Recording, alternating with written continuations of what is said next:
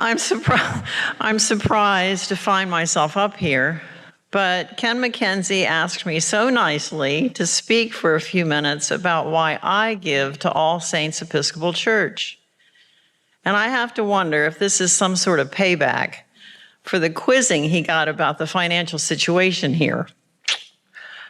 I'm a cradle Episcopalian, baptized, confirmed, and married in the Episcopal Church, and I hope one day my ashes will be blessed by an Episcopal priest before they go in the ground with my parents. My dad's and then my husband's career have taken me to several foreign countries, as well as to posts in several mid-Atlantic states. I reckon I have moved house at least a dozen times. In each place, I was received into and accepted by another church, always Protestant, usually Episcopalian. Life has been very good to me, although it has not been without its challenges. Try moving house 12 times.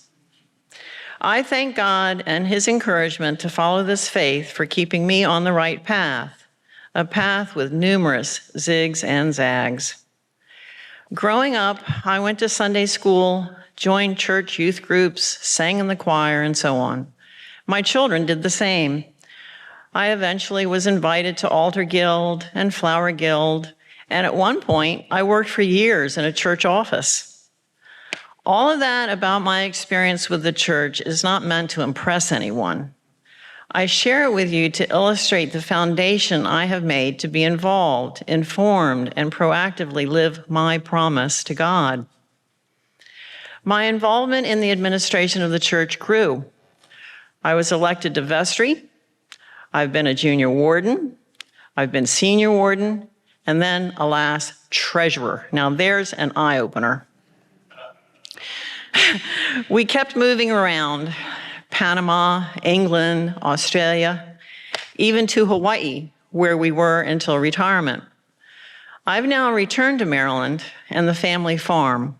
I plan to stay there. I've been coming to All Saints for about 2 years, came on the scene during the pandemic, and then in person about the same time as Andrew. He's a keeper, that one. Let's keep him. He was here only a few months when I got called to my sister's bedside. He helped me, and this congregation helped me enormously. I am forever grateful. During the pandemic, I was searching for yet another church. I wanted to go to one in the Maryland diocese. So I visited several, returning again and again to 3 or 4 of them before finally zeroing in on this one. The reception I got was mostly convivial everywhere, but what drew me to this one was a standout.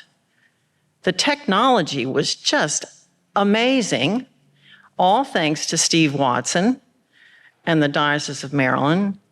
This vibrant but traditional liturgy, vibrant music from an immensely talented group led by a charismatic director, Deb Watson, and leadership that is forthright and transparent. Your treasurer, also Steve Watson, and your financial guru, Ken McKenzie, suffered my interrogatories without hesitation. All Saints has a lot to offer each of us and to the community.